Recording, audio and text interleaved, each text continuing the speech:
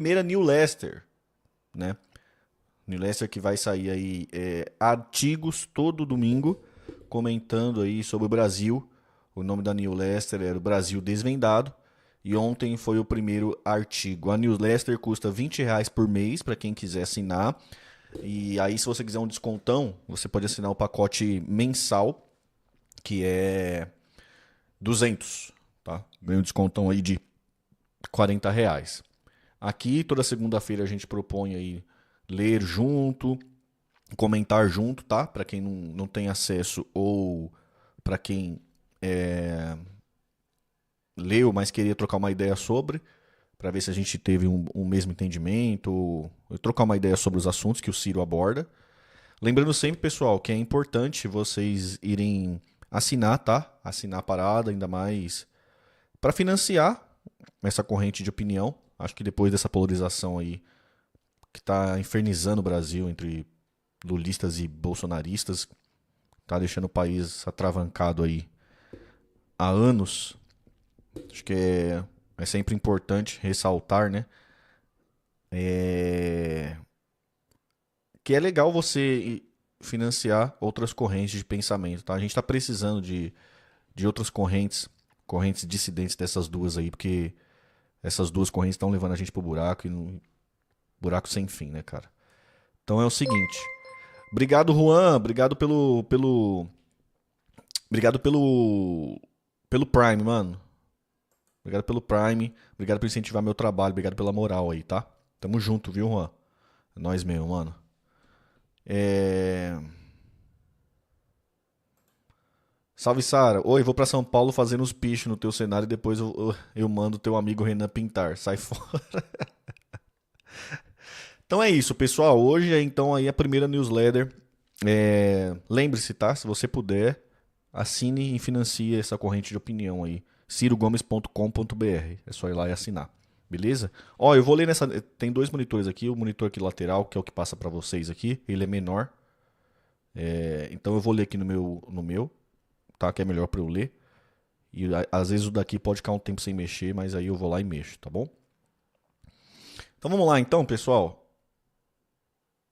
Número um, domingo dia 16 de julho de 2023. Um alô inicial. O otimismo é irmão siamês da esperança, e esta, uma energia vital para o progresso.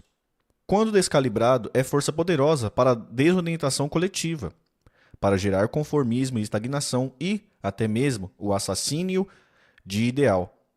Esta força essencial para o progresso humano. Abro esse espaço para seguir lutando pelas mudanças estruturais que nossa democracia eleitoral tem fracassado em produzir. Dou sequência coerente a uma militância de quase 40 décadas, de quase 4 décadas. Por tudo que vivi, perdi o apetite de submeter essas ideias ao embate eleitoral.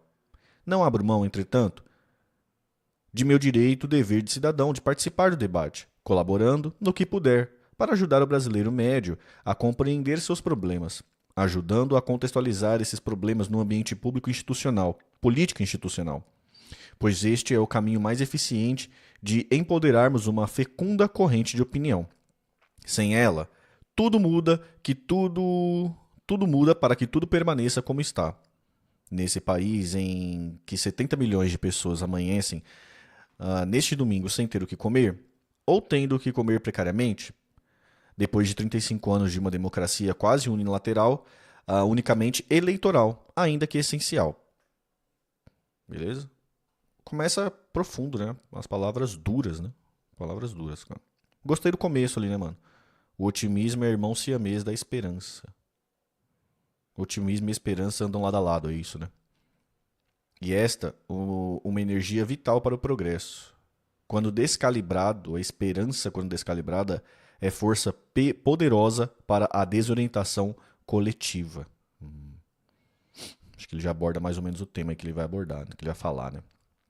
Brasil tem mais de 21 milhões de pessoas que não têm o que comer todos os dias e 70,3 milhões em insegurança alimentar, diz ONU. No mundo, são 735 milhões de pessoas passando fome e 2,3 bilhões em situação de insegurança alimentar. Segundo o relatório, o Brasil tem 10 milhões de pessoas desnutridas. Obrigado, Souza. Obrigado pelo Prime, viu, mano? Tamo junto. Obrigado por incentivar meu trabalho aí, velho. Ó, o Hype Train tá chegando, hein? Mais um sub lá, a gente consegue o Hype Train, hein? Quem tiver um Amazon Prime dando bobeira aí, lembre-se, você pode ser sub pagando nada, né? Pode ajudar meu canal aí, financiar o meu canal sem gastar nada, só gastando o dinheiro que você já gasta lá no Amazon Prime, beleza? Vamos lá então. A economia brasileira está crescendo? Look at the big picture, dizem os norte-americanos, quando alguém, mirando o próprio umbigo ou apenas parte do objeto observado, se equivoca na sua descrição. Assim, sobre o propagandeado anúncio de que a economia brasileira está crescendo de forma surpreendente, ou, no discurso oficial, de forma robusta e sustentável, eu proponho darmos uma olhada sobre o grande quadro.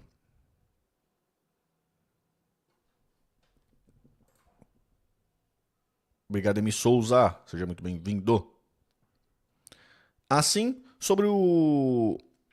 Sim, está crescendo, mas de forma precária, medíocre e insustentável. Não falo isso por suposto emocionalismo, nem porque me sinta melhor do que ninguém. Atenção, haters de lado a lado deste Brasil trágico político. Digo isso com base em dados e fatos inegáveis, com o modelo econômico em vigor, que segue cada vez mais do mesmo e pétreo, porque está se cristalizando em status constitucional. O Brasil teve uma média de crescimento de 2,3%. Petro, gente, quando ele fala Petro, é tipo uma lei pétrea, uma lei que não pode ser revogada. Então ele está falando que o modelo econômico está virando uma coisa pétrea, está virando uma coisa que não pode ser revogada porque está se constitucionalizando, né? Estão colocando leis que estão deixando esse modelo econômico que está arrasando o Brasil cada vez como se fosse uma lei irrevogável, né? O Brasil teve uma média de crescimento de 2,3% ao ano entre 95 e 2010. Entre 2010 e 2020, saímos da insuficiência para a beira do abismo, crescendo perto de zero. Isso em uma década em que nasceram perto de 20 milhões de brasileiros. Na melhor hipótese, este ano de 2023 nos põe de volta a um insuficiente número de 2% e, mesmo os mais esperançosos, já sinalizam queda deste patamar precário no vindouro 2024. Não se trata de incompetência de Chico Maré ou Manuel. É o modelo. Muitas vezes voltarei a esse assunto. Por agora, ofereço aos assinantes dessa carta os números gelados que demonstram a conjuntura de estagnação prática em que se encontra nossa economia. A base do erro de interpretação é a leitura apressada das estatísticas brasileiras. A coisa está tão fora dos trilhos que estamos medindo a temperatura de uma pessoa cuja cabeça, o agronegócio e mineração, está no forno. Os pés, que é a indústria, construção civil, comércio e outros serviços, estão no congelador. E a tomada de temperatura se dá na altura da barriga.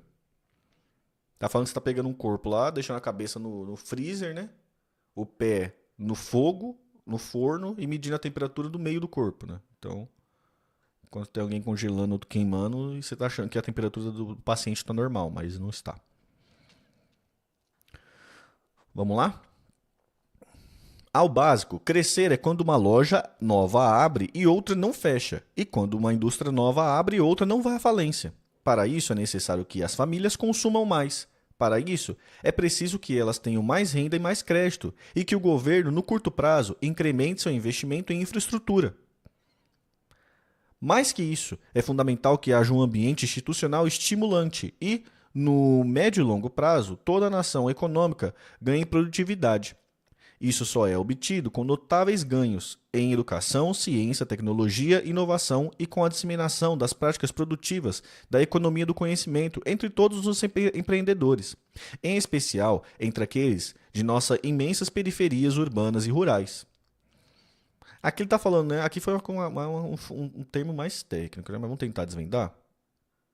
Primeiro ele fala que, mano, básico, né? O país está crescendo como a loja abre quando sem outra fechar, né? Pô, tem pessoas, né, investindo, abrindo negócio, tal, uma fábrica também, quando sem a outra fechar, quer dizer que está tendo muita procura, muito consumo. Mais do que isso, é fundamental que haja um ambiente institucional estimulante, né? Que as instituições brasileiras estimulem o crescimento do país. E no médio e longo prazo, toda nação econômica ganha em produtividade. Ganhar produtividade é. Pô, hoje eu consigo. Ah, vou pegar meu exemplo aqui, tá? Hoje eu consigo fazer uma live, dessa live eu tiro 3 vídeos. Pô, é importante que eu consiga fazer uma live, né? E dessa live eu consigo tirar 10 vídeos lá pro meu canal. Eu tô sendo mais produtivo. Antes eu tirava 3, agora eu tiro 10, né? Uma coisa muito legal falar sobre isso, né? Vou falar aqui sobre o meu fato aqui, como isso envolve várias cadeias para as pessoas entenderem. Eu tinha um computador aqui velhinho antes, né? Um computador velhinho e tal. E aí, quando eu tava fazendo live, o computador ele usa muita força para poder fazer live para vocês.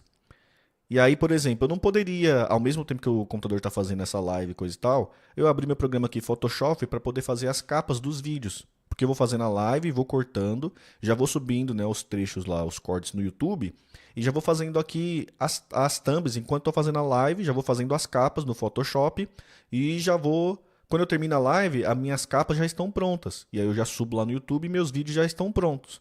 Eu não conseguia fazer isso antes, então o que acontecia? Eu tinha que fazer a live, depois da live eu tinha que parar, aí o computador parava de processar a live, aí eu poderia abrir o Photoshop, aí eu começava a fazer as capas. Então isso demorava, depois que acabava a live, eu ainda ficava aqui ainda umas 3, 4 horas fazendo as thumbs. Aí eu consegui acesso a um computador muito melhor, que custa muito caro, né? Custa muito caro, mas aí eu consegui ter acesso a esse computador.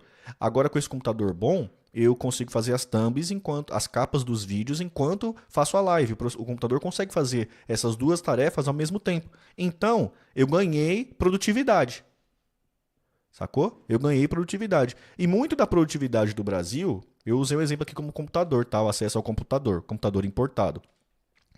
Muito da produtividade em todas as áreas do Brasil envolve a questão de ter acesso às tecnologias.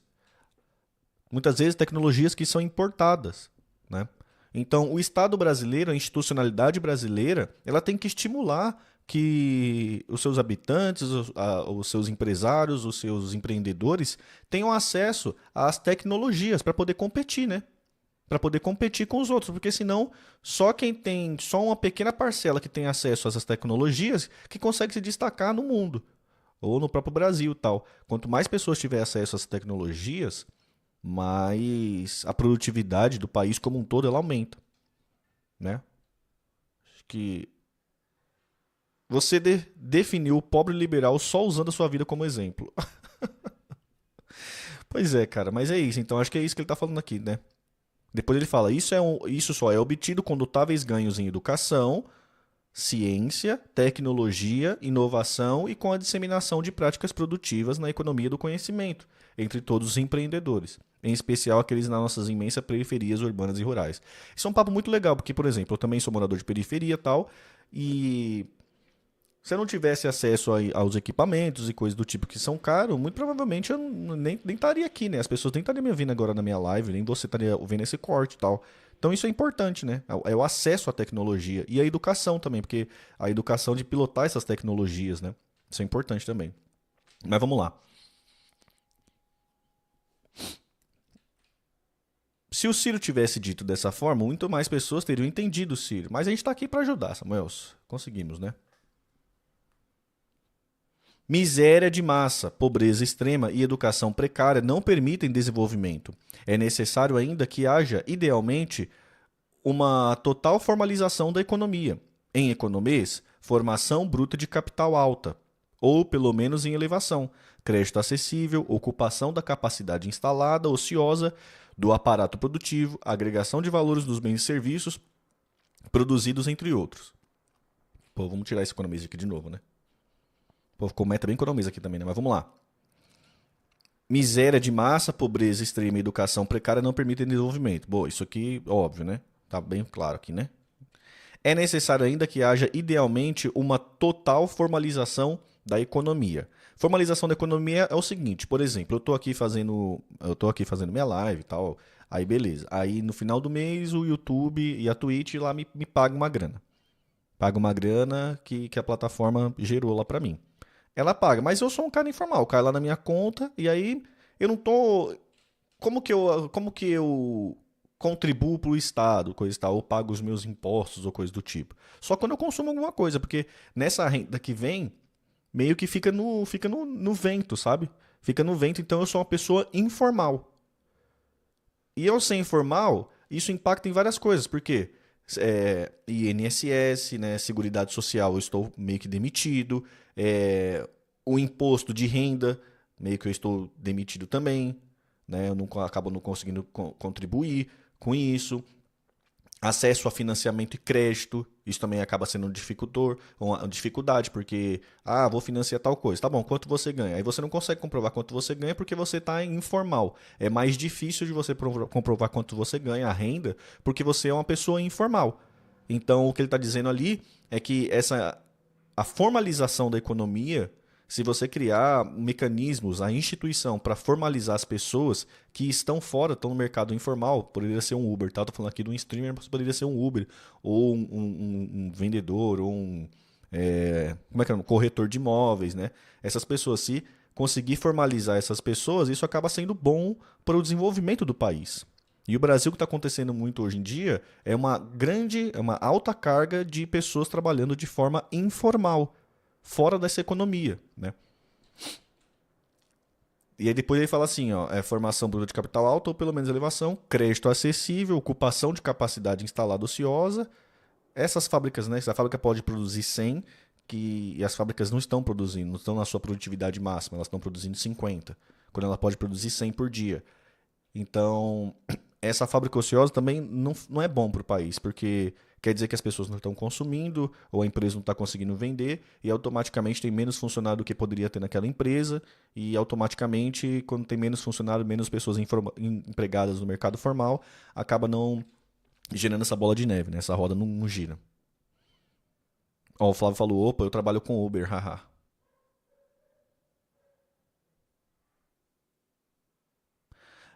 Então vamos lá. Nada disso está acontecendo no Brasil ou acontece de forma marginal, episódica, insuficiente e insustentável. Como é o caso de fazer promoção de vendas de veículo, venda de carro de linha, venda de carros e de linha branca ou subsidiar passagens aéreas com renúncia de tributos. Uma aberração falsamente simpática, porque a conta está sendo espetada nas costas do povão e da minúscula fração da nossa igualmente sofrida pequena burguesia.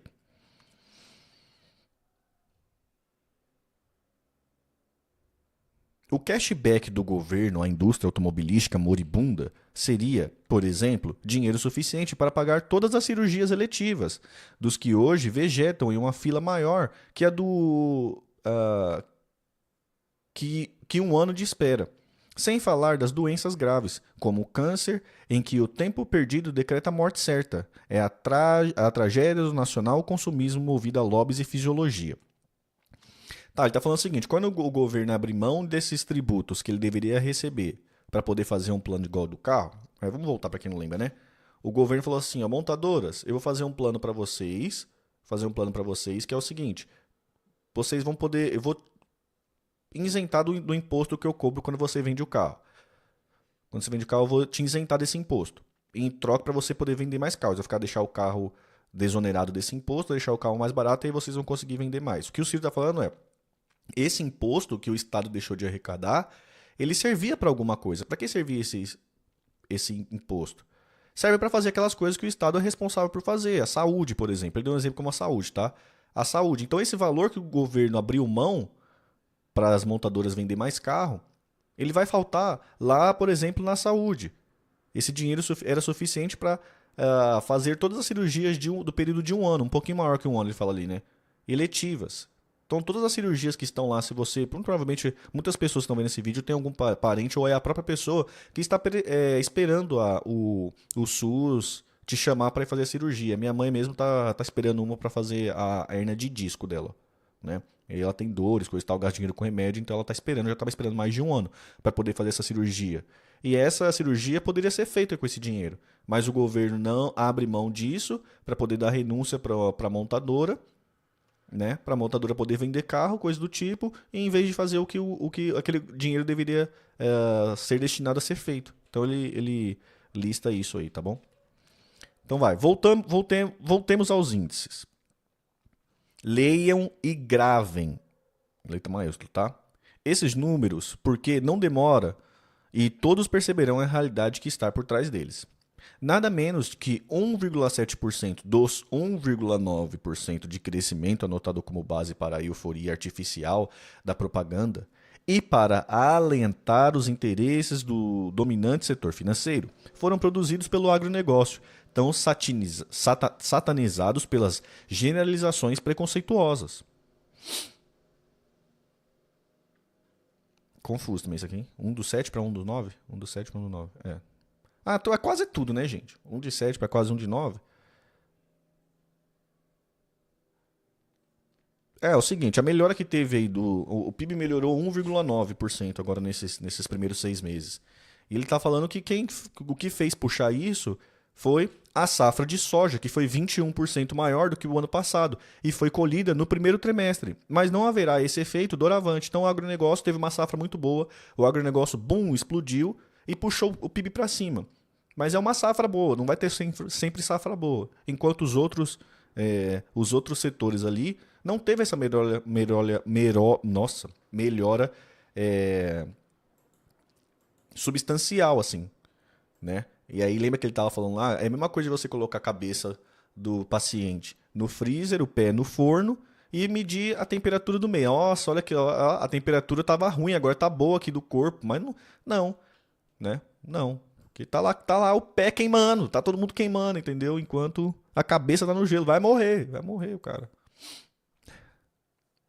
Ora, esse setor, incluindo até a ponta os serviços de transporte, respondem por no máximo 25% de toda a nossa economia. Isso significa que os demais 75% do aparato produtivo brasileiro respondem por pífios 0,2% desse crescimento. Ou seja, confirmado pela máxima que diz que os números não mentem jamais, significa que a economia que verdadeiramente emprega e gera renda pública está parada ou em queda. A melhor lição a tirar para quem sonha e luta para mudar o Brasil seria a de perceber que isso acontece.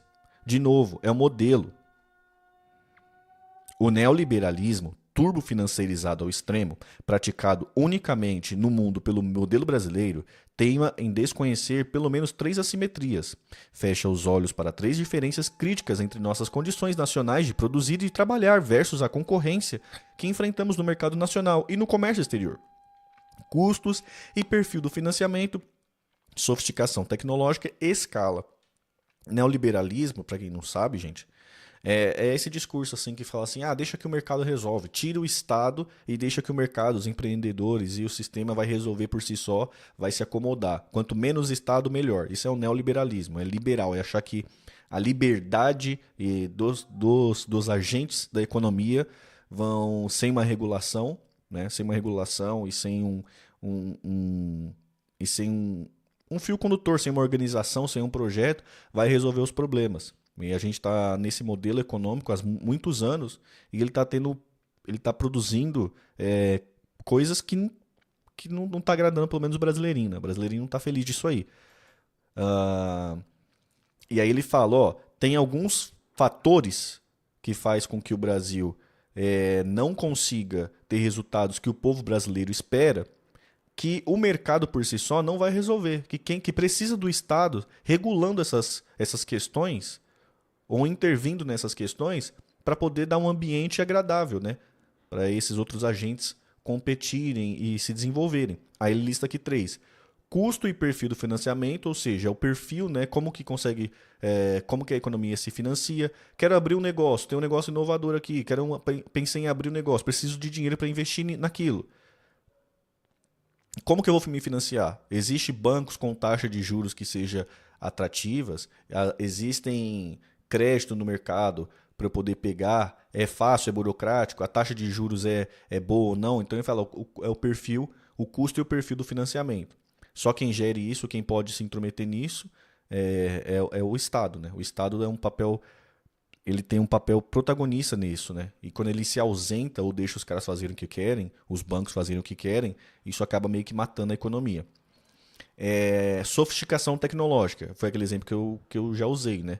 Pô, pro moleque fazer uma live, ou mano, você quer ser um fotógrafo, eu quero ser, sei lá, qualquer coisa assim, quero ser um designer, quero ser um modelo 3D, quero fazer games, né? Quero fazer um jogo brasileiro, Quero ser músico. Eu quero, mano, você precisa de tecnologia. Tecnologia, um aparelho, um computador tecnológico, uma placa de áudio tecnológica, uma câmera tecnológica, um instrumento tecnológico, um amplificador. E isso, esse tipo de coisa custa muito caro aqui no Brasil. E então, porque a gente não tem a sofisticação tecnológica, a gente precisa importar todos esses componentes de fora, o que acaba também impactando na nossa produtividade e impactando na nossa economia. E a escala. A escala é. Por exemplo, a China consegue produzir muita coisa. Ela consegue produzir muita coisa no... ganhando centavos em cada pecinha. Mas como ela consegue produzir muita pecinha, porque o mercado ela consome muito, aquele monte de pequenos lucros, né, ganhando muito pouquinho, aquele montão forma um montante considerável. E então, esse poder de escala. Então, essas três assimetrias, né, que ele está falando aqui, que acaba impactando que o mercado livre por si só não vai resolver. O empreendedor rural brasileiro é, por média, extraordinário, mas não há nenhuma razão para supor que sejam melhores que ou tão melhores que nossos empreendedores urbanos. É um modelo. A agropecuária está protegida dos aberrantes juros brasileiros por pesados subsídios públicos no crédito e ala destinados. Enquanto não se sabe nem remotamente, apesar da propaganda pesada, o que será da reforma tributária. Falaremos disso no próximo tópico dessa carta. O fato é que sobre o agronegócio brasileiro a carga tributária efetiva é mínima ou quase nula, diferentemente da enorme carga sobre os setores formais da economia urbana. Vale lembrar, indústria inclusive, construção civil, comércios e serviços. Só para ter uma noção, a agricultura tem um crédito presumido de, no mínimo, 25% nos tributos sobre o valor adicionado para descontar, tendo pago ou não, no imposto devido nas outras etapas entre produção e comercialização. Só isso já evidencia a brutal diferença de tratamento dado pelo Estado brasileiro, esquerda, direita, centro, tanto faz, ao poderoso mundo rural brasileiro. E ai de nós se não fizéssemos isso, porque a realidade é complexa. O que ele está querendo dizer? O Brasil, ele cria um... Existe condições normais de temperatura e pressão que que o brasileiro que vive, né, o setor de indústria, o setor de serviços, né, que é os juros caros, a gente não consegue ter acesso a empréstimo porque os juros são muito caros. Muitas vezes os juros são mais caros do que a rentabilidade do negócio. Se você pega um empréstimo, mesmo quando você consegue ter um acesso a um crédito, coisa e tal, para montar uma loja, montar uma fábrica, coisa do tipo, o lucro que essa fábrica vai dar para você, muitas vezes não é nem, você não consegue nem pagar os juros do empréstimo que você fez para abrir a própria fábrica, né? A falta de acesso à tecnologia, máquinas e equipamentos, como eu já expliquei aqui várias vezes, e outras assimetrias, esse ambiente acaba inviabilizando a gente abrir a fábrica. E o Estado brasileiro, ele vai lá no setor de agropecuária e no agro, ele não deixa essas assimetrias acontecer. Então ele vai lá e cria uma outra ambiente de temperatura e pressão no agro, e por isso que o agro brasileiro consegue ser tão forte. Ele vai lá e consegue dar um subsídio, um empréstimo a juros razoáveis para o agronegócio. Ele consegue disponibilizar tecnologia e financiamentos para essa tecnologia, mesmo quando são importadas. Ele consegue fazer um mecanismo de compra e venda de importação e exportação desses produtos. Então, ele cria um ambiente que é favorável. O que o Ciro está falando aqui? Olha só como aqui o agronegócio é muito bom e consegue ter ganhos, porque o Estado brasileiro consegue fazer um ambiente que ele seja competitivo. E no outra grande fatia, no outro ambiente onde vive todo mundo menos o agro, ele não consegue fornecer isso. E por isso que aqui a gente tem essa defasagem e a gente não consegue se desenvolver nessas outras áreas e só no agronegócio. E aí ele vai colocar... ele vai continuar explicando isso aqui, né? E ai de nós se não fizéssemos isso, porque a realidade é complexa. Então aqui ele já deixa claro que o problema não é ele proteger o agronegócio e fazer um ambiente saudável para o agronegócio. O problema é ele só fazer isso para o agronegócio. Se ele deixar de fazer isso, ele vai estar fazendo dois errados. Aqui ele está fazendo um certo e um errado. Se ele deixar de fazer isso, ele vai estar fazendo dois errados. E aí todo mundo aqui sabe que dois errados não faz um certo, né? Ele vai continuar aí. Na balança comercial brasileira, o buraco nas contas de manufaturado se aproxima de 130 bilhões de dólares, Quem tapa esse rombo é o agro, o petróleo e a mineração. Está na Embrapa, ou seja, na mão do Estado, o fio da meada que produziu e segue produzindo ganhos excepcionais de produtividade no campo brasileiro. Não era possível produzir soja no Cerrado, antes da pesquisa e da tecnologia promovidas pelo Estado Nacional Brasileiro. Hoje se produz trigo em pleno semiárido do Ceará e com primeiros números de produtividade muito estimulantes. Felizmente, temos tecnologia de ponta no campo, mas, enquanto isso, infelizmente, regredimos na economia urbana. A regressão é tamanha que talvez tenha nos deixado uma insuperável distância das vanguardas do mundo da economia do conhecimento. Tudo causa da nossa prática defasada por baixo investimento público e privado. E, paradoxalmente, tropeçamos também em detalhes de escala global. Na nossa posição de membro do clube dos 3 maiores produtores mundiais de alimentos, temos volumes para competir vantajosamente na área rural com qualquer país do mundo. Mas, absurdamente, importamos do estrangeiro quase metade dos nossos custos de produção. É atividamente, portanto, wedgeada, ou seja, o que se perde e se ganha com as brutais variações em nossa taxa de câmbio meio que se compensa no tempo. Exportar manufaturados com câmbio valorizado artificialmente, o real é impossível. Importar com moeda artificialmente forte é moleza. Pois isso aqui vão precisar, né? Vão precisar dar uma traduzida, né?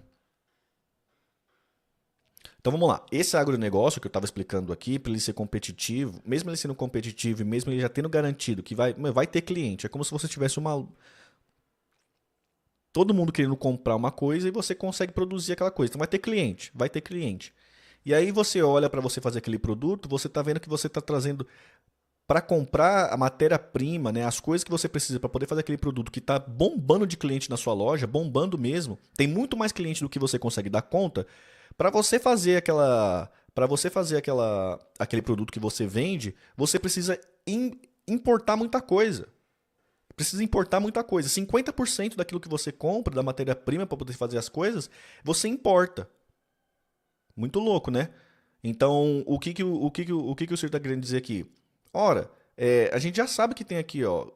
Tá lá o Tamir com a loja dele e sabe que, 50% desses materiais que ele importa já tem aqui, as pessoas compram. É só ter um mercado, é só colocar alguém nacionalmente para poder fazer, porque gera emprego e gera trabalho e mais renda aqui, mais lucro até para o Tamir, se ele conseguir pegar isso aqui dentro e não lá fora. Ele consegue ser mais competitivo, abaixar o preço e consegue melhorar ainda mais. Ele está falando sobre isso. Então, assim, mesmo num lugar onde tudo dá certo, onde está numa temperatura e ambiente muito mais favorável ao agronegócio, mesmo assim a gente é muito dependente da importação. E quando a gente importa as coisas, a gente precisa importar com dólar, não com real, né? A gente precisa da moeda dólar. E isso gera um desbalanço na balança comercial, né? É isso que ele está falando. Que isso é um problema também para o país. Tamir Ferragens LTDA. Olha aí, fala dele.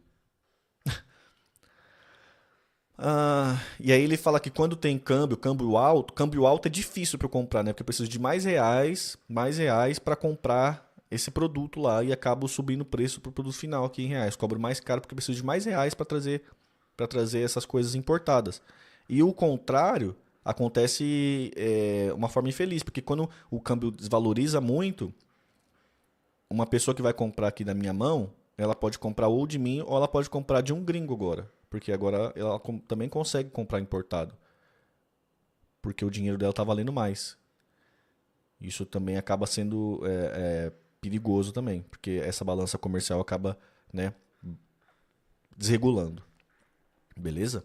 Sem contar que se ela comprar muito de fora, ela acaba quebrando a minha empresa. E se quebra a minha empresa, que é brasileira, perde os empregos dos brasileiros. E todo o PIB brasileiro, a produção brasileira também é impactada quando a minha empresa fecha. Beleza? Aí ele fala aqui, ó. As distorções e oscilações no câmbio, na verdade, influenciam em quase tudo. Na prática, com a manipulação da taxa de câmbio, sai mais barato, por exemplo, sair de São Paulo para ir para Miami, do que visitar Fortaleza ou Natal. Os governantes usufruem da popularidade transitória e quebram o país. Mas a falência do modelo e suas outras causas e consequências produzem saldo ainda mais trágico. 35 anos de democracia eleitoral resultam em 70 milhões de humilhados na lista do SPC Serasa. Mais da metade da economia estão na informalidade. Temos a pior concentração de renda entre todas as economias organizadas do mundo e nossa indústria de transformação, base sem a qual a nova economia do conhecimento não acontecerá, caiu de quase 30% para 11% do PIB de 1980 para cá, um número que ostentávamos no longínquo ano de 1908. O desemprego permanece em renitentes 8,6%. E temos o pior salário mínimo da América do Sul, exceto da Venezuela com seu regime autoritário e disfuncional. Sem esquecer uma questão crucial: o desempenho pífio nas avaliações de qualidade na educação nos fazem vislumbrar um futuro ainda mais ameaçador. O nosso perfil demográfico é igualmente preocupante, pois o crescimento populacional ainda é alto, mas em rápido declínio. Crescemos ainda a quase 2 milhões de pessoas por ano, mas estamos envelhecendo mais rápido do que qualquer nação já envelheceu, o que significa que está se fechando o generoso bônus demográfico que tínhamos nesse período. Reformas são muito menos difíceis de promover quando há muito mais gente jovem engajada no esforço produtivo do que o idoso dependente da Seguridade Social. Mantidas as esperanças, temos que ter clareza de que a realidade demanda outra atitude política de nossos governantes e da nossa sociedade. O Brasil só começará a ter potencial de mudança no que verdadeiramente interessa se alcançarmos taxas mínimas de crescimento entre 4% e 5% ao ano. Ainda assim, demoraríamos 30 anos para alcançar o atual padrão de desenvolvimento humano da Espanha, por exemplo. Este é o patamar a partir do qual a economia passa a produzir renda acima dos eventuais ganhos de produtividade. Está acontecendo hoje nas atividades melhores remuneradas e somente aí. Bom, acho que aqui ele está sendo bem claro, né, gente? Se você abrir o jornal e ver assim, o Brasil cresceu nesse ano 4 ou 5%, tudo que for abaixo disso, tá ruim. Tá ruim, a gente só está se lascando. Né? Para ficar ok, elas por elas, 4 a 5% ao ano. Aí é um país legal, tá? Então estamos andando bem. Tudo que for abaixo disso, a gente não tá menos que o ok, né? Trabalhista, né? Só a partir desse número de crescimento, as receitas públicas poderão indicar melhoras substantivas no investimento em infraestrutura. Hoje aplicamos menos de 1/3 do mínimo necessário para dar manutenção ao que já temos, mas especialmente no enfrentamento inaudível de um choque educacional, científico, tecnológico e de inovação. Hoje aplicamos muito menos do que 1/5 do necessário para um país como o nosso de renda intermediária com tantos potenciais. O que o senhor está falando aqui também é muito importante, tá, gente? É tipo assim. Cara, imagina que o país fosse tipo uma casa, velho. Uma casa assim, aí uma vez por ano você tem que fazer alguma manutenção, alguma coisa. Pô, trocar um cano. Tem a resistência do chuveiro, né? Queima direto. Pô, tem que trocar a resistência do chuveiro. Você tem que dar uma pintada pelo menos em um cômodo, né? Pô, você tem que trocar aquelas lâmpadas lá que troca, sua esposa pede você trocar e você nunca troca. Pô, aí vamos supor que isso aí você faz uma média aí, faz uma média não. Pô, no ano você deixa lá R$ 1.000 destinado lá do caixa para poder fazer esse tipo de coisa. Que é o R$ 1.000 que você vai gastar para fazer as coisas. Aí, hoje tá tipo deixando R$ 300. Entendeu? Em vez de deixar os 1.000, tá deixando R$ 300 o Brasil. E aí, se você tem R$ 300 e você deveria ter 1.000, você troca as paradas com R$ 300, mas aqueles outros que você precisa trocar, você vai deixando para depois. Vai deixando para depois. No outro ano, já são 700 do ano passado, mais os 700 desse outro ano que você também deixou para depois. 1.400. Aí a casa começa a ficar naquele lixo, né, mano? Começa a ficar naquele lixo. Aí depois vai chegar aqueles móveis que você precisa trocar e já tá a casa mó lixo, o móvel tá mó lixo. O Brasil tá desse jeito, entendeu? Só que troca móveis por estrada, troca parede por porto, essas coisas. E aí por isso que a gente vê direto aí metrô quebrando de manhã, deixando todo mundo lascado. Busão que quebra no meio do rolê e também deixa todo mundo lascado. Rodovia, só o lixo que cai aí quando chove. Porque não tá sendo feita a manutenção ali, entendeu? Alguma coisa não está deixando de ser feita.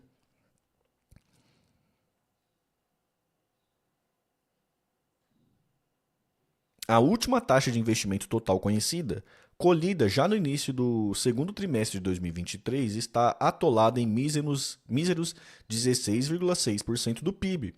Não chegaremos a 5% de crescimento sem algo ao redor de 21% de investimento. E essa taxa de poupança doméstica não é consequência de conversa fiada ou de otimismo. É consequência, não me cansarei de repetir, de arranjos institucionais que a política e somente ela é capaz de fazer.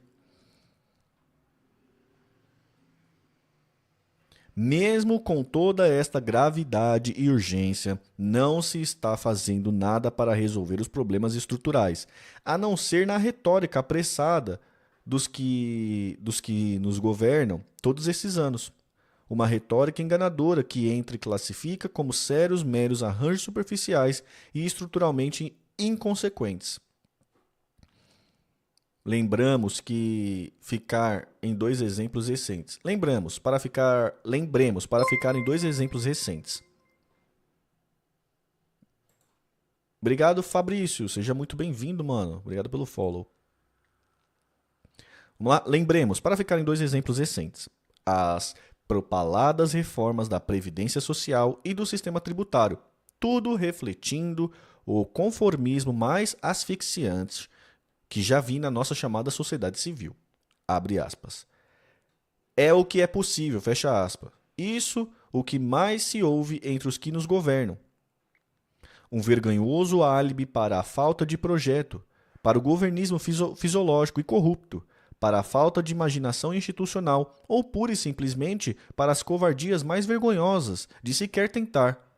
Sei que não é fácil, mas não tentar é crime de lesa pátria. Se não buscarmos soluções efetivas, estaremos delegando essa tarefa para arqueólogos ou historiadores que pesquisarem, no futuro, os escombros de uma ex-nação. Voltaremos, como necessário, muitas vezes ao assunto. Por óbvio, deixo de comentar hoje a aberração da taxa de juros brasileira. Uma equação que, quase sozinha, poderia explicar a absoluta impossibilidade de crescimento econômico entre nós. Pois se a remuneração dos papéis do governo é mais alta que o lucro da atividade econômica, esta simplesmente para. É aquilo que eu falei, né? Se você vai pegar um dinheiro para abrir uma fábrica e o rendimento, se essa fábrica der certo, não pagar o empréstimo, os juros do empréstimo que você fez, não tem como você fazer isso. Não tem como porque você pegar esse empréstimo, porque você vai ficar endividado e não vai ganhar dinheiro. Pois, mediante a provocação do Conselho Monetário Nacional, os ministros da Fazenda e do Planejamento o controlam, ele poderia demitir a direção do Banco Central, tendo só que submeter essa medida ao Senado Federal, onde acabou de obter votação consagradora para homologação do seu ex-advogado para a vaga do Supremo Federal. É, portanto, questão política por definição. Obrigado, Fabrício. Obrigado pelo Prime, viu, mano? Obrigado por incentivar meu trabalho, mano. Valeu mesmo pela moral. Tamo junto, viu, velho? Mas de política no sentido estrito falaremos no próximo tópico. Né? Ele está falando aqui que para demitir o Campos Neto é só uma questão política. Né? É questão política e isso está na lei. É só comprar, é só fazer. Né? Ou pelo menos comprar briga política. E a política, como vai? A resposta a essa pergunta, provocação, deve vir em duas camadas. Numa vai mal, na outra de mal a pior. Contém ironia. Se olharmos a linguagem dominante nas tratativas da Brasília dos lobbies e políticos, não parece nem de longe que saímos de uma das mais agressivas e violentas campanhas eleitorais de nossa sofrida e sempre precária democracia. Por acordo e com o apoio do governante eleito, comandam o parlamento, em eleições já acontecidas sobre o novo governo, os mesmos que o comandavam no velho regime que tanto denunciamos. A linguagem bem a linguagem operacional da relação entre o Executivo e o Congresso segue sendo rigorosamente a mesma que tão indignamente denunciamos na oposição ao governo passado, como fisiologia, corrupção, toma lá da cá, orçamento secreto, emendas do relator e os cambal. Isso revela quão mal vai a nossa política na camada mais superficial e muito leviana. O que em nosso adversário é crime hediondo, para nossos amigos é habilidade política, construção de governabilidade ou um pedante e pseudocientífico presidencialismo de coalizão. Haja saco. E de saco cheio anda nosso povo de tanta mentira e de tanta enganação.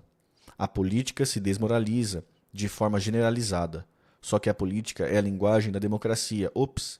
Então, quem está matando a democracia brasileira são os operadores do Estado Nacional Brasileiro.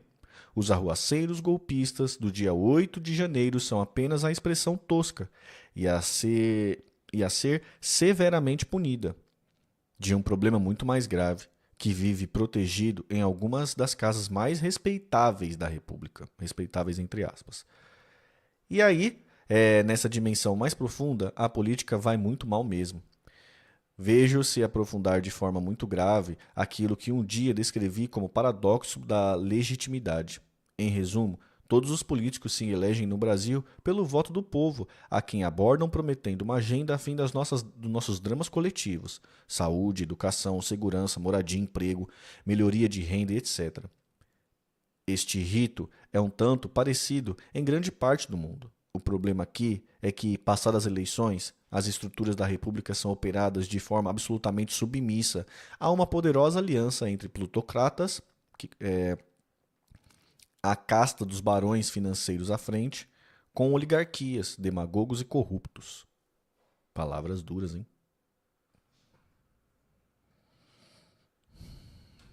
Reformas são entregues de cima para baixo e todas na direção de apertar mais a vida das maiorias e de cristalizar nas instituições a nova ordem. Esta tem por eixo o ditame centrais que todos os gastos correntes e os investimentos devem ser congelados, menos o maior gasto corrente de todos, as centenas de bilhões de reais que escorrem dos cofres públicos para o bolso de 10 mil famílias rentistas, os que vivem de juros, beneficiárias poderosas e eternas. Sim, por definição, tudo que o povo, via governo, paga de juros e que não abata o principal da dívida é gasto corrente, contabilmente igual ou ao que se gasta para manter um hospital, botar gasolina nos carros da polícia e pagar o material didático das escolas. Tudo isso está contido no teto de gastos e agora no seu filho bastardo, embora melhorzinho, que recebeu o monstrengo nome de arcabouço fiscal. Ou seja, austeridade para o povo, farra de juros estratosféricos pagos pelo Tesouro Nacional ao baronato, livres de qualquer teto. Eis um problema de fundo onde estremecem as bases da convicção democrática de todos nós.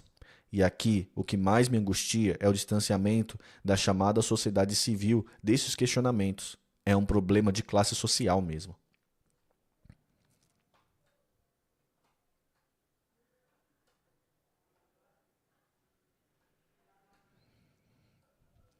Da classe média alta para cima, desenvolvemos, ao longo destas décadas de democracia eleitoral frustrante, um viver que nos permite guardar distâncias da política e de suas contradições.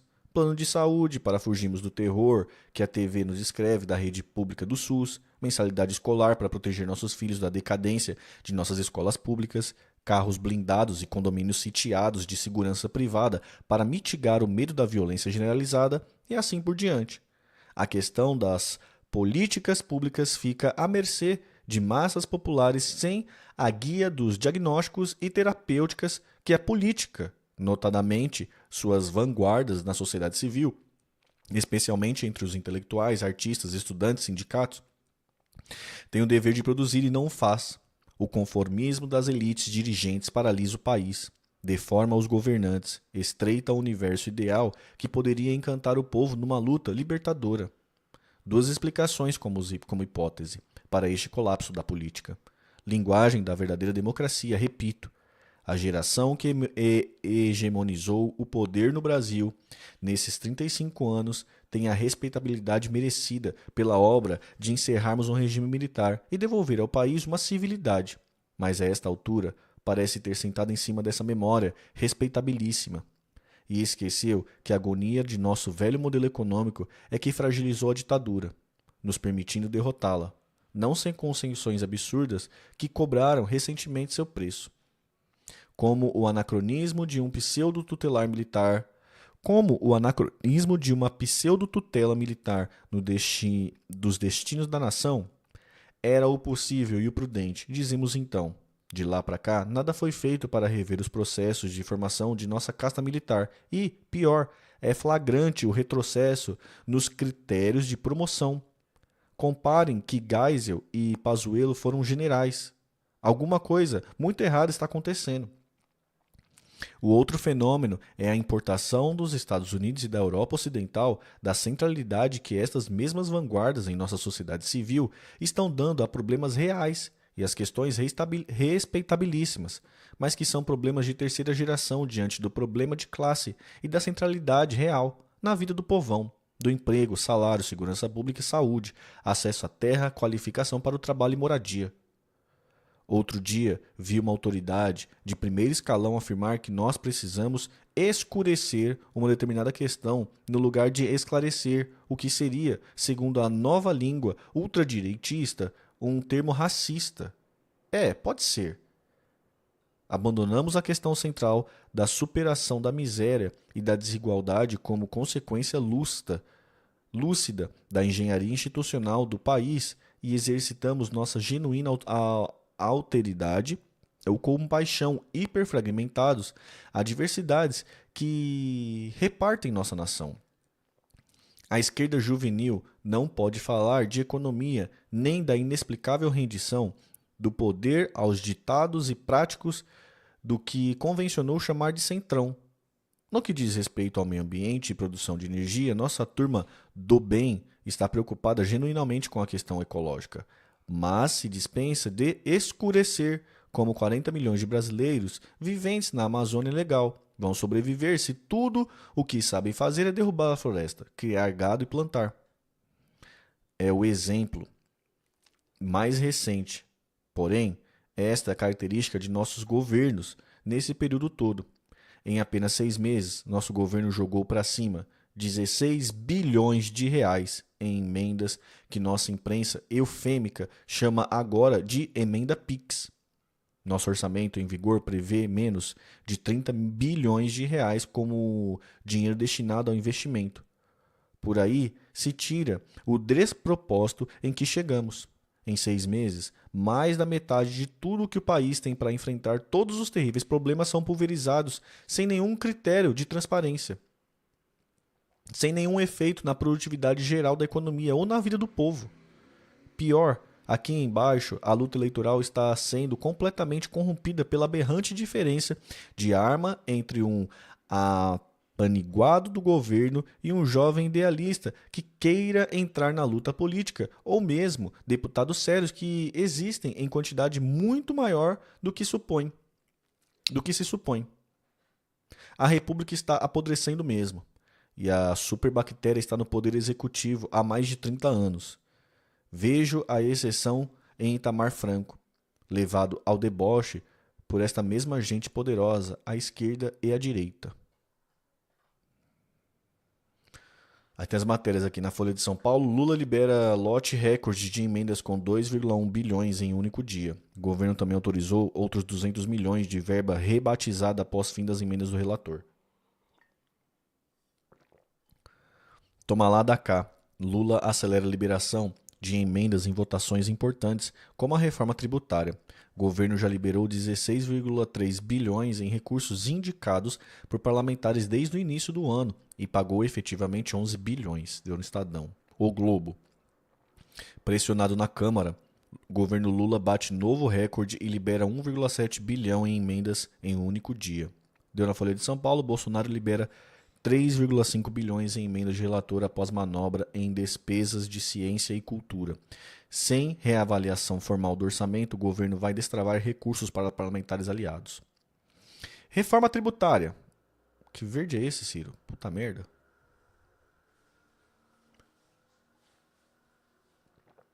Não recebeu a sua por e-mail, Mari? Como não? Para reforma tributária, pode ter ficado na caixa de spam, Mari. Dá uma olhada lá. na caixa de spam se não tá lá. Para um brasileiro simples, ocupado na dura lida da vida, o país fez recentemente uma reforma tributária. Não é verdade. É fato que acabou de passar na Câmara dos Deputados um projeto cheio de contradições e pendências graves na direção correta de racionalizar a tributação sobre o consumo, mas nada ou quase nada em relação às graves distorções de nosso sistema tributário em relação ao patrimônio e renda. Por exemplo, vai agora ao Senado para discussão e deliberação sem prazo. Vamos acompanhar essa tramitação e procurar explicar tintim por tintim aos assinantes dessa carta. Por agora, fiz um rápido pergunta e resposta ao brasileiro, que mais entende do assunto e que teve papel de merecido destaque na comissão especial que aprontou o projeto. Refiro-me ao professor doutorado em Vanderbilt, nos Estados Unidos, deputado federal e professor no curso de doutorado em economia na Universidade Federal do Ceará.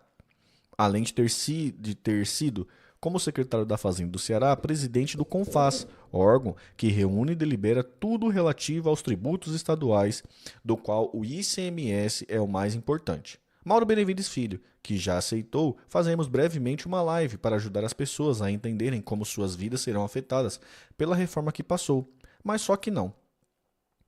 O mundo civilizado inteiro cobra um único tributo sobre o consumo, em inglês VAT, no nosso português IVA, Imposto sobre o Valor Adicionado. O Brasil cobra 5 tributos sobre consumo: ISS, municipal, ICMS, IP, PIS e CONFINS federais. Na proposta aprovada pelos deputados, o Brasil manterá 2 tributos sobre o consumo, um federal, o CBS, e o estadual, o IBS. Morrem os 5 existentes quando? Em 2033. Sim, não troquei 23 por 33 por erro. É assim mesmo que a proposta foi aprovada. Embora a morte seja gradual, mas só começa a entrar em vigor em 2029. 7 anos de transição e nossa propaganda já escolheu os vitoriosos da conquista.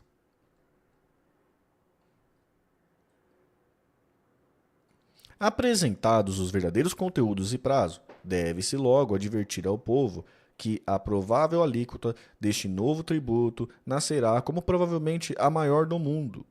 Inerência de que PIS e CONFINS são tributos cobrados para financiar a Seguridade Social. Como vamos ter que voltar muitas vezes a esse assunto também, documento aqui as primeiras luzes, ou deveria escurecer melhor do que se trata? Haverá tempo. Creia, muito tempo mesmo. Vocês vão ver que uma das características do IVA é ser cobrado no local de realização do consumo, ou seja, o imposto pago por uma TV em Piriri, no Piauí, fica no Piauí. Entre nós, acreditem, a proposta é que esta obviedade técnica só entre plenamente em vigor no ano de 2078. Isso mesmo, acreditem. Embora tenha início gradual, repassando 1,45 avos por ano até o ano de 2078, é o possível, dizem eles. Deixem os vitoriosos confiantes de que ninguém vai dar por notícias essas questões técnicas. É nelas que está os buziles, diria meu velho pai, querendo afirmar que é aí que está o ponto central. Né? O diabo mora nos detalhes, né? Não tem esse ditado aí. Os 4 estados mais industrializados do país concentram mais de 80% da produção industrial brasileira. Pelo sistema atualmente em vigor,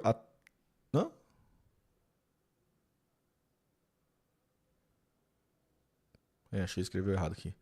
Os 4 estados mais industrializados do país concentram mais de 80% da produção industrial brasileira. E, pelo sistema atualmente em vigor, é que só morrerá em 2078. Continuarão a receber parte expressiva do imposto pago em Piriri, no Piauí, como crédito na origem, ou seja, no local que concentra a produção. Vejo como avanço conceitual a tentativa de simplificar o caos institucional que caracteriza nossa sistemática de tributação, mas daí a comemorar a vitória do governo vai numa imensa distância. Os governadores do Nordeste, por exemplo, largaram mão da defesa que juraram fazer a seus estados, e todos disseram amém por ordem de seu partido, o PT, ao que pode não ser corrigido pelo Senado Federal. No caso, uma devastadora onda de desindustrialização pelo simples fato de que os incentivos fiscais, que foram largamente usados para atrair investidores, têm como base de incidência o crédito do ICMS na origem da produção. Entrevista com Mauro Filho. 1. Quando entra em vigor e qual a gradação em alíquotas e anos? Em 2026, a CBS e o IBF serão instituídos com alíquota de 1%, 0,1% do IBS e 0,9% do CBS. Em 2027, a CBS passará a ter alíquota cheia, com base na alíquota referente calibrada para compensar a perda de arrecadação do PIS/PASEP, dos CONFINS e do IPI. O IBS continuará com a alíquota de 0,1% e o IPI será reduzido a zero para todos os produtos, menos os fabricados na Zona Franca de Manaus.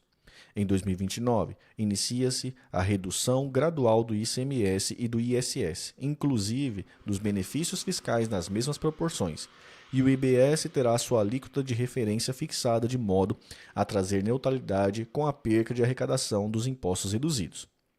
Em 2029, o ICMS e o ISS terão alíquota de 90%, 2030 de 80%, 2031 de 70%, 2032 de 60%. Em 2033, o IBF terá a alíquota cheia, com extinção total do ICMS e do ISS, ou seja, a transição completa dos modelos tributários demora 7 anos.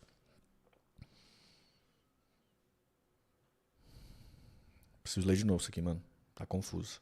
Vamos lá. Em 2026, o CBS e o IBS serão instituídos com a alíquota de 0,1 e 0,9. Tá. 2027.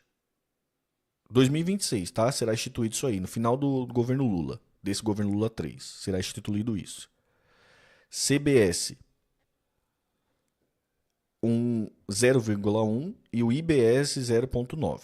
Beleza? O total vai ser 1%. Ok. Em 27, o CBS passará a ter uma alíquota cheia.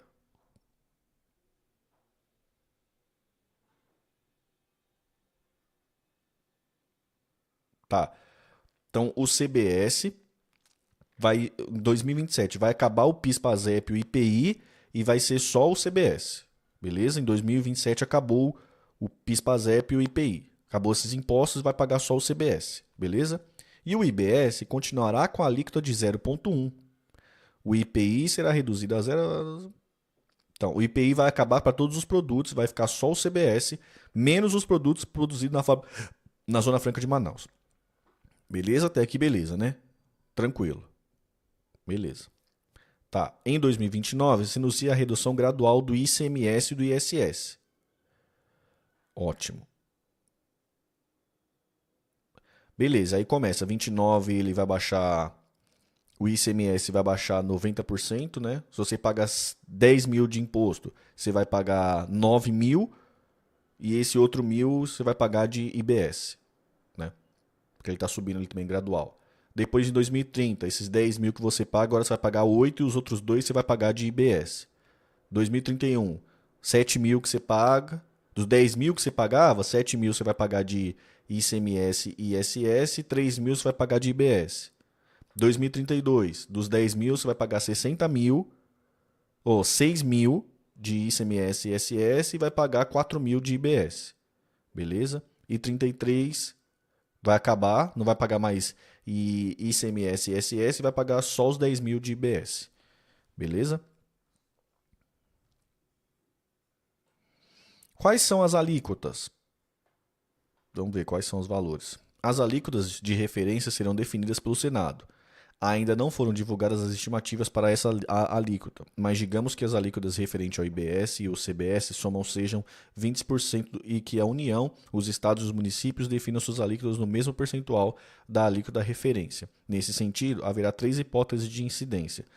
1. A alíquota cheia de 25% para bens e serviços em geral, a alíquota de 10% para os bens e serviços beneficiados com a alíquota reduzida e a alíquota zero para bens e serviços beneficiados com a não incidência, isenção ou redução de 100%.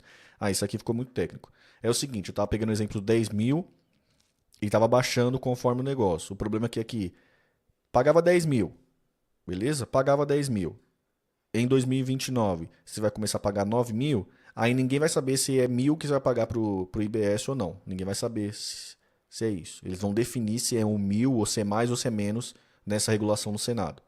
2030, você vai pagar dos 10 mil que você estava acostumado a pagar, você vai pagar 8 mil, o 8 mil de ICMS e ISS, esses 2 mil também é essa regulação que vai dizer se é mais ou se é menos, se é 2 mil ou se é menos de 2 mil, depende do serviço, depende da nota. Então é isso aqui que vai regulamentar, tá bom? Pessoal, tô tentando entender aqui, tá ficando claro? Nesses bagulho de número aqui, tá ficando claro? Pô, vou abrir aqui, ó. Tem uma empresa. Hoje eu costumo pagar de ICMS, tá? Estadual e municipal. ICMS e ISS. Tô acostumado a pagar 10 mil. 10 mil desses impostos, tá bom? 2029, se eu tô acostumado a pagar 10 mil, eu vou pagar só 9 mil, que é 90%. Vou pagar só 9 mil de ICMS e ISS, igual eu pago hoje, pago esses 9 mil. Aí eu vou ter que começar a pagar uma cota desse IBS. Beleza? Uma cota já desse IBS.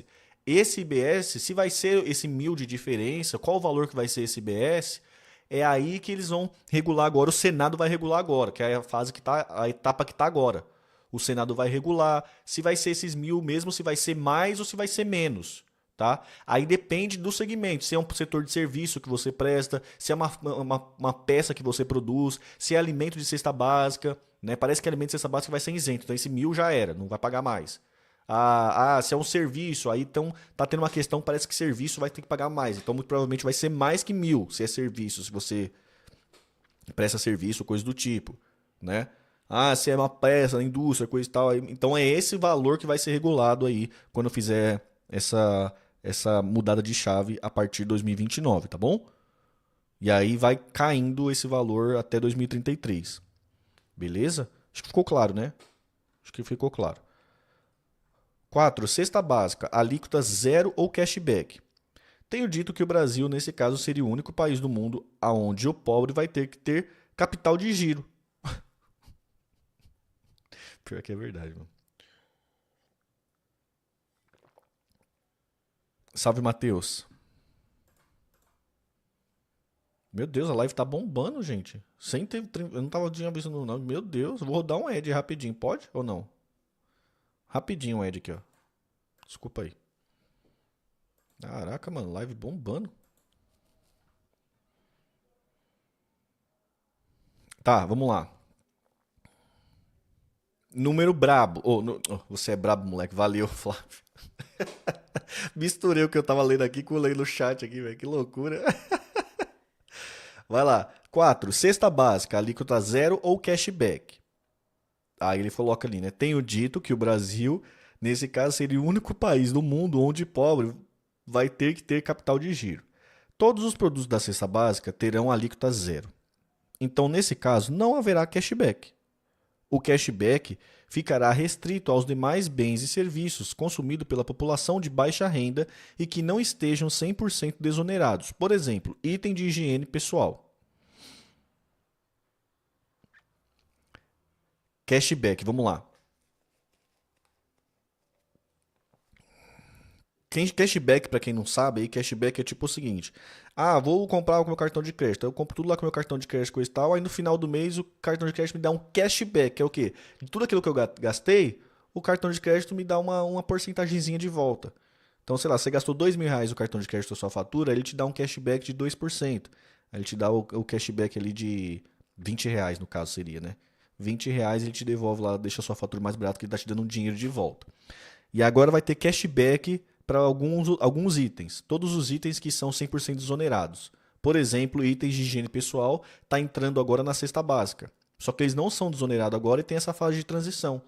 Então o governo está falando, paga aí, paga normal o preço do bagulho, paga normal o preço do desodorante, do seu Rexona, do seu Axé, beleza? E lá no final do ano, no imposto de renda, coisa e tal, eu te dou um cashback, te devolvo esse imposto que você pagou. E aí o Ciro faz uma crítica. Não, então o pobre vai ter que ter capital de giro. Tipo assim, vai ter que colocar o dinheiro na frente para o Estado devolver lá na frente. É o único país do mundo que o pobre vai ter que ter capital de giro, que é isso. Vai ter que ter primeiro você paga, depois você pega de volta. É isso. Beleza? Como ficam os incentivos fiscais concedidos com base no ICMS com crédito no destino tipo Ceará? Os incentivos fiscais do ICMS alcançado. Deixa eu contextualizar primeiro, tá, gente? Acontece o seguinte: muitas regiões do Brasil, estados, têm interesse de atrair firmas, empresas, que as pessoas vão se instalar lá para poder gerar emprego para a população daquele estado, daquela região, daquela cidade. E uma das maneiras que eles têm para fazer isso é dando isenção. Então, sei lá, Diadema liga para tá em Sorocaba ali a Toyota, né? Tá em Sorocaba a Toyota. Liga para Diadema liga para Toyota lá de Sorocaba. Ô, dono da Toyota, é japonês, né? Senhor Toyota, aqui é de Diadema, prefeito de Diadema, senhor Toyota. Você não quer trazer a sua fábrica da Toyota para Diadema? Aí o senhor Toyota responde: Ah, não, não quero, porque lá em Sorocaba é muito bom, coisa e tal. Aí o prefeito de Diadema responde: Não, senhor Toyota, pode vir para cá que eu dou te isenção de imposto durante 10 anos para você trazer sua fábrica para cá. Aí o senhor Toyota olha: Nossa, 10 anos de isento de imposto. Aí ele olha lá: Putz, eu gasto muito dinheiro pagando imposto lá em Sorocaba. Ah, então faz todo sentido eu levar a minha fábrica para aí, porque eu vou ganhar dinheiro. E aí o senhor Toyota traz a Toyota para Diadema. Beleza? É assim que funciona. E aí, rolou isso no país inteiro. Tá rolando há anos aí. Ele deu o exemplo do Ceará aí, que o Ceará fez isso e tal. Beleza. Maria, muito obrigado pelo Pix, viu? Obrigado pela moral aí, por incentivar o meu trabalho. Tamo junto, viu? Obrigado mesmo. Aí ele pergunta, como é que fica esses incentivos agora? Os incentivos fiscais do ICMS alcançados pelo artigo tal serão reduzidos da seguinte forma: redução de 20% em 2029, redução de 40% em 2030, redução de 60% em 2031 e redução de 80% em 2032 e redução total em 33. Pronto. O que foi combinado com o senhor Toyota, se alguém combinou alguma coisa com o senhor Toyota, já era. Agora essa lei aqui vai entrar e o combinado vai ser... O fio do bigode não tá valendo mais, entendeu? O fio do bigode não tá valendo mais. Ah, senhor Toyota, vou te dar 30 anos de isenção. Já era, caiu agora. 30 anos não, vai dar só até aquele tempo ali. Beleza? F, senhor Toyota. Qual é o efeito do ZPE? O que quiser diabo é ZPE? Os atuais benefícios permanecerão? Os benefícios das empresas atualmente instaladas em ZPE. Ah, Zona Franca de... Não. Não. Os benefícios... O que é ZPE? Alguém sabe o que é ZPE aí? Que diabo é ZPE, Ciro? Qual o efeito da ZPE? Os atuais benefícios permanecem? Os benefícios das empresas atualmente instaladas em ZPE é adquirir bens e serviços com suspensão tributária. Por sua vez, trouxe uma previsão vaga, dizendo que a lei complementar disposta sobre as hipóteses de deferimento do imposto aplicáveis às zonas de procedimento de exportação é zona de procedimento de exportação.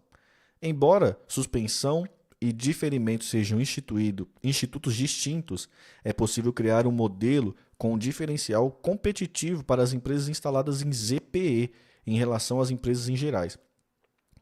Zona de Processamento de Exportação do Ceará, uma empresa do complexo do Pacem. Ah, não sei o que é isso não, gente.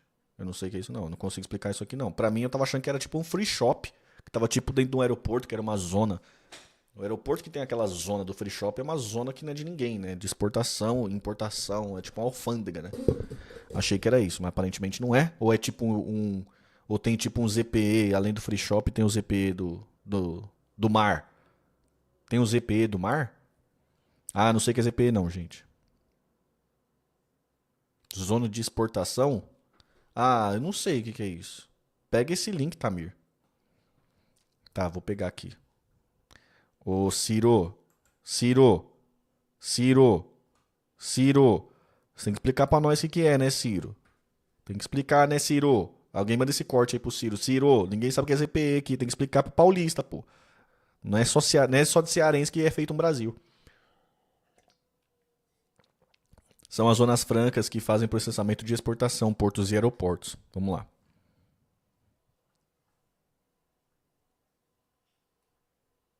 Aqui não explica.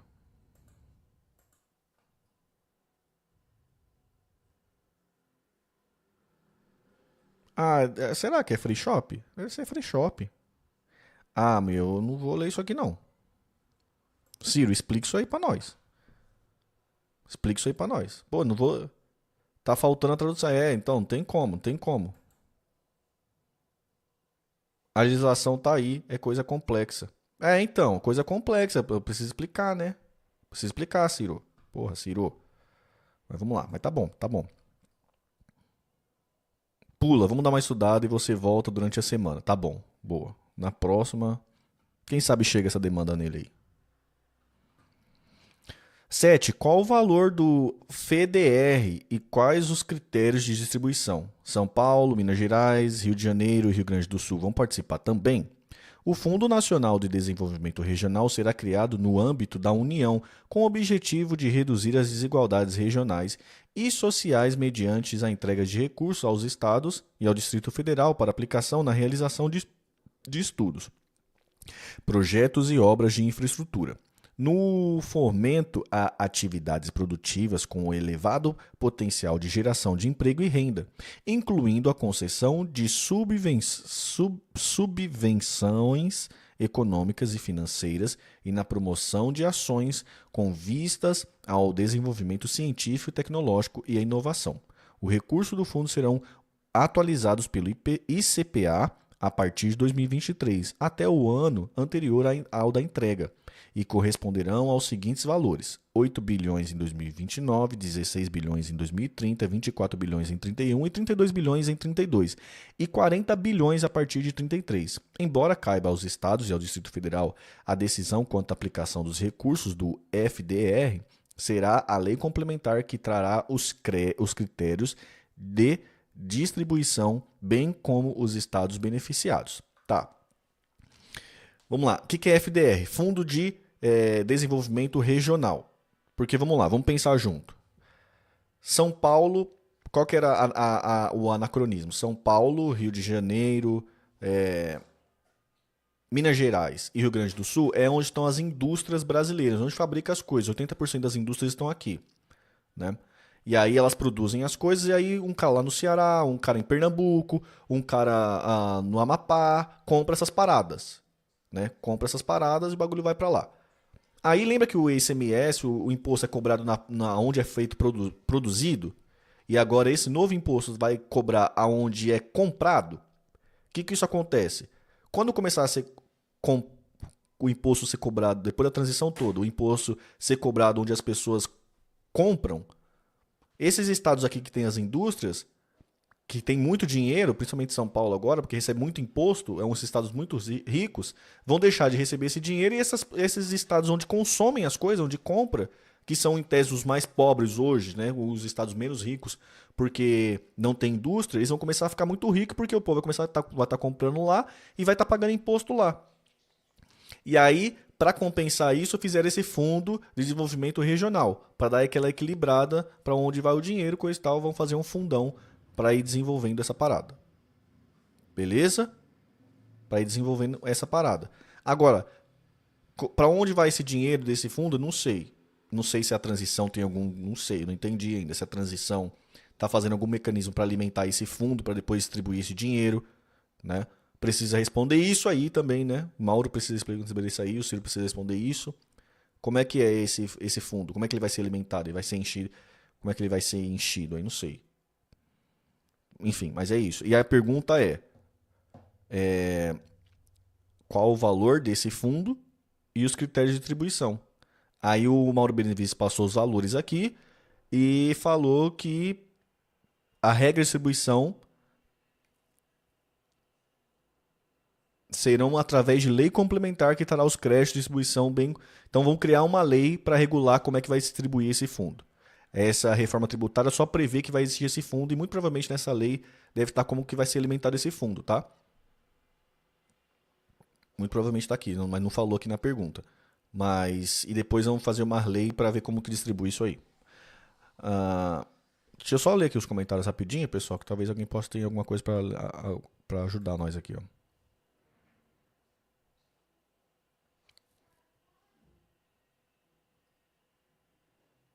Tá, ninguém falou no comentário. Vamos ver aqui então. Vamos continuar lendo. Oitava pergunta. Quais que serviços terão a carga aumentada expressivamente, dado que hoje as alíquotas não excedem 5%? As empresas que terão aumento expressivo de carga são as prestadoras de serviços que estão no final da cadeia, prestação direta para o consumidor final da pessoa física, que não sejam optantes pelo simples e que não tenham benefício de redução tributária, exemplo, o setor aéreo. Advogado entra aqui, Sara? Advogado. Não que vocês não emitem nota fiscal, né? É no imposto de renda, né? Cara, eu acho que eu vou me fuder com isso aqui, né? Tipo, eu sou professor, mas eu sou PJ. Acho que os PJs vão se lascar nisso aqui, hein? As empresas que terão aumento expressivo de carga são as prestadoras de serviço que estão no final da cadeia. Prestação direta para o consumidor final, pessoa física. Que serviço, mano, que a gente faz que emite uma nota? Marceneiro, por exemplo, emite nota, né? Emite nota, Sara? Ah, advogado também, então. Dentista emite nota, mas acho que o simples fica fora. Que não seja optante pelo simples e que não tenham benefícios de redução tributária. Tá. Marceneiro, acho que tira nota. É, mano, um serviço. Pensa num serviço que emite nota para um consumidor final. Transporte? Talvez, Alexandre. Talvez, mano, um transporte tipo. Ah, em música, por exemplo, a gente tem os caras que faz o transporte para as bandas, assim, tá ligado? Faz. Ele emite nota, né? Ele emite nota. Representante comercial, boa, boa. É isso então, gente. Todo serviço que emite uma nota, presta um serviço e emite uma nota para o consumidor final, para o Joãozinho, para Dona Maria, para o seu José, coisa e tal, e não seja optante pelo simples, mas eu acho que o simples tem a ver com faturamento. Acho que coisas muito de valores muito alto, né? Não consegue se enquadrar no simples, né? Então, esse profissional aí tende a aumentar, tá bom? A alíquota dele. Pergunta número 9. Como funcionará o fim da cumulatividade na cadeia produtiva? Com a implementação do crédito financeiro, todos os insumos adquiridos com a incidência do IBS e da CBS darão direito a crédito. Atualmente, isso não é possível por duas razões. Existências de tributos cumulativos que não dão direito a crédito. PIS, ISS, PIS, PASEP, blá, blá, blá. E 2. A existência de tributos apenas parcialmente não acumulativos, sejam porque não alcançam toda a cadeia produtiva e acabam sendo incorporadas como custo pelo varejo, seja porque vedam o crédito para determinadas aquisições. Com o crédito financeiro, o objetivo é que não haja mais resíduos tributários no meio da cadeia produtiva. Cara, não entendi, cara. Como funcionará o fim da cumulatividade na cadeia? Ah, não sei. Ah, não sei não, cara. Isso aqui não entendi não. Complicado também. Não entendi. Tu nem está sabendo da reforma de advocacia que eles estão tramitando. Nosso problema não é apenas o imposto sobre o serviço, que para muita gente vai de 4 para 12%. Até aí tudo bem, mas agora eles querem que o advogado tenha 10 anos de inscrição para poder sustentar nas instâncias superiores. Vão cobrar mais imposto e limitar a atuação. Ô, louco. Tá, vamos lá. Pergunta número 10, gente. Os estados liquidamente importadores ganhariam com a cobrança no destino, mas a reforma parece retirar esse ganho. Nesse caso, em que proporção e em que prazos?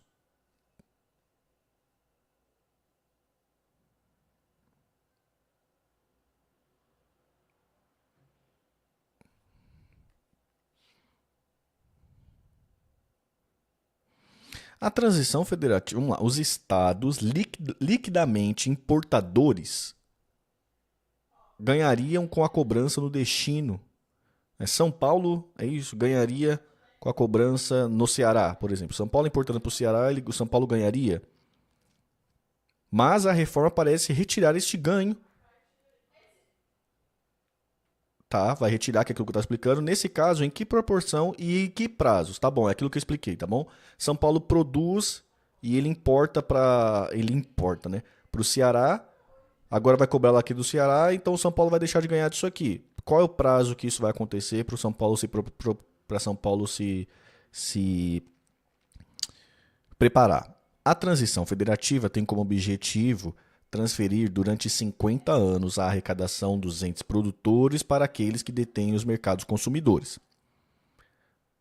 Nas seguintes condições. De 2029 a 33, a arrecadação do IBS será distribuída da seguinte forma: 7% serão distribuídos ao ente de destino, 3% serão distribuídos aos entes que tiveram a maior perda relativa de arrecadação com a mudança do modelo tributário, 90% serão retidos e repartidos a cada estado, Distrito Federal e município, de modo a preservar a proporção da arrecadação média do ente federativo no período de 24 a 28. Tá. Vamos lá. Tá. 2029 a 2023, a arrecadação do IBS será distribuída da seguinte forma: 7% do que ele arrecadar. Lembrando que 29 e 23 está naquele período de transição lá, né? Em que os outros ainda estarão existindo, né? Então tá bom. Vamos lá. 7% serão distribuídos no ente destino.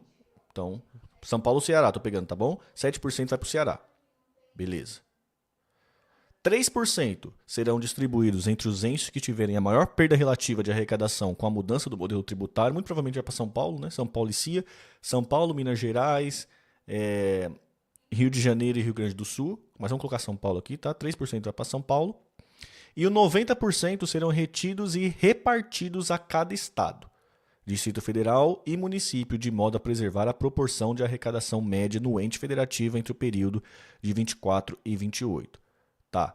Vai pegar o estado, vai pegar o que São Paulo arrecadou de 24 e 28, ver a média São Paulo, Rio de Janeiro, Ceará, a média, coisa e tal, e esses 90% vai repartir com essas médias aí. Beleza? De 34 a 78, esse percentual de 90% será reduzido à razão de 1/45 por ano. Ou seja, a retenção será de 88% em 34 e 86% em 35 até alcançar 2% em 77, e a partir de 78 não terá mais retenção. Tá, o percentual de 7% será acrescido de 2 pontos percentuais ao ano. O percentual de 3% continua sendo utilizado para distribuição aos entes que tiverem a maior perda relativa de arrecadação. Tá bom. Aquele 7% que nosso exemplo é para Ceará, depois vai ter uma transição. Todo ano vai adicionar mais 7. A partir de...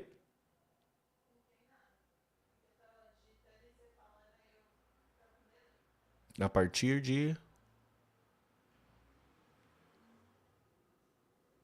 partir de 34, tá bom? 7% do ano. A partir de 34, o destino, que no caso do nosso exemplo aqui é o Ceará, começa a receber mais 2% por ano.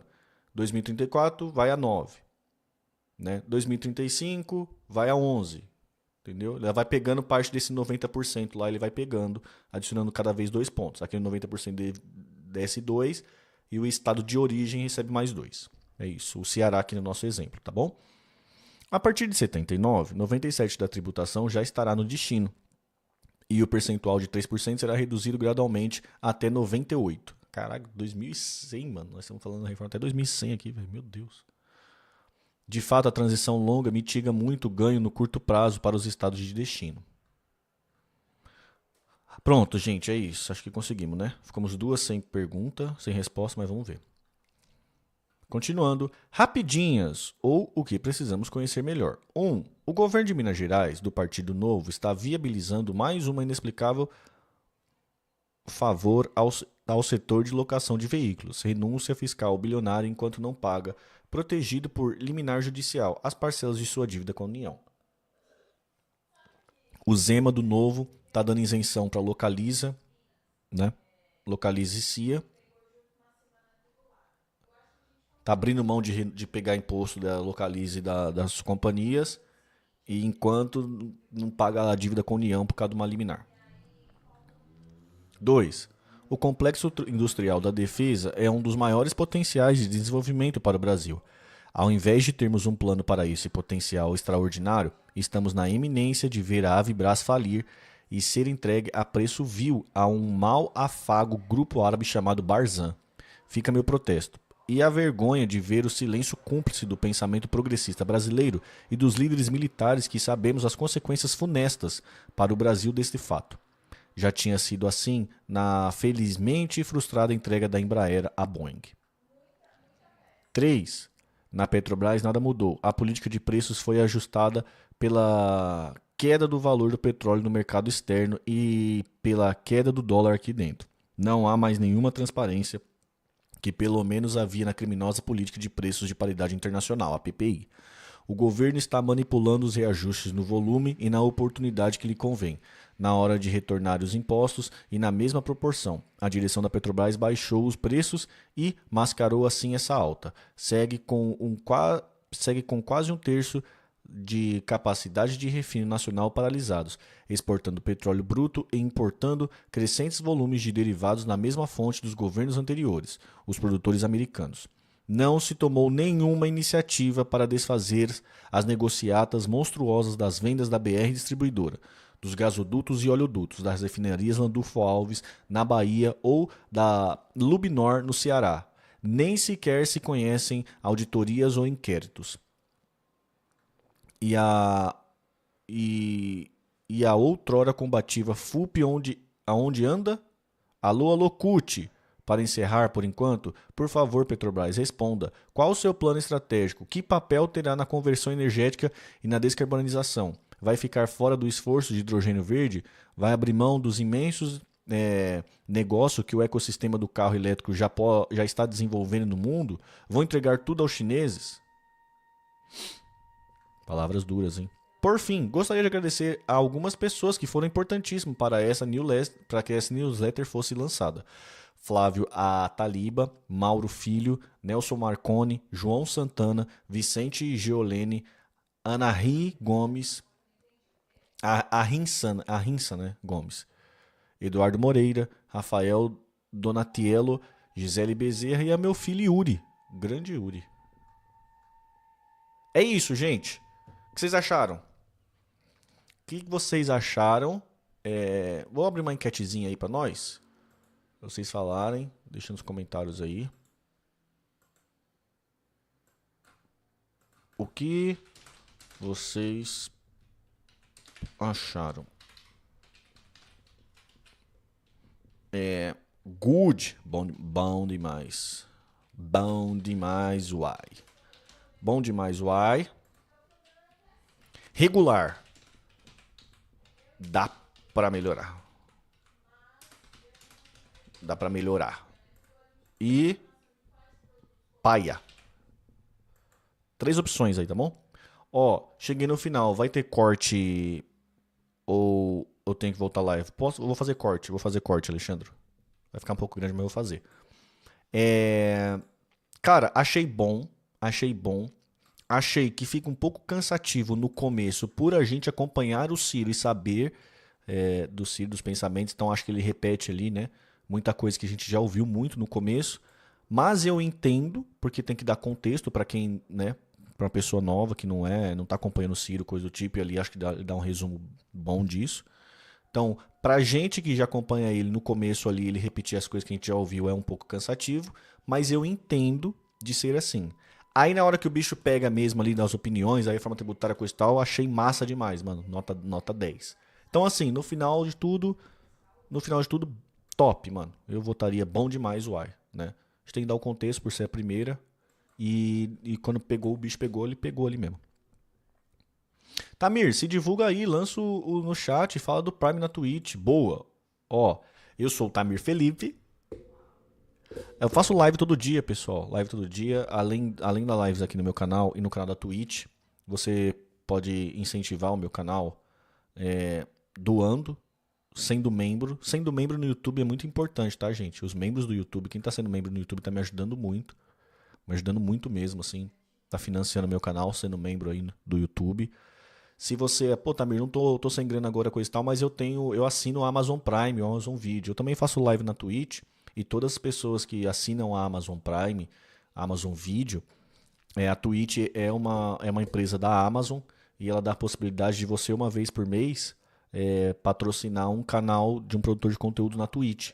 Então é só você vincular sua conta da Amazon com a conta da Twitch, e aí você tem direito a dar um Prime por mês, sem te custar mais nada, lá no meu canal da Twitch. Também é Tamir Felipe. Beleza? Então quem quiser incentivar lá. Também temos o Pix, que é aqui o QR Code. Esse Pix aqui, ele vem com uma mensagem quando vocês mandam aqui. Não é para escanear no aplicativo do banco, tá? Você escaneia na câmera mesmo do celular.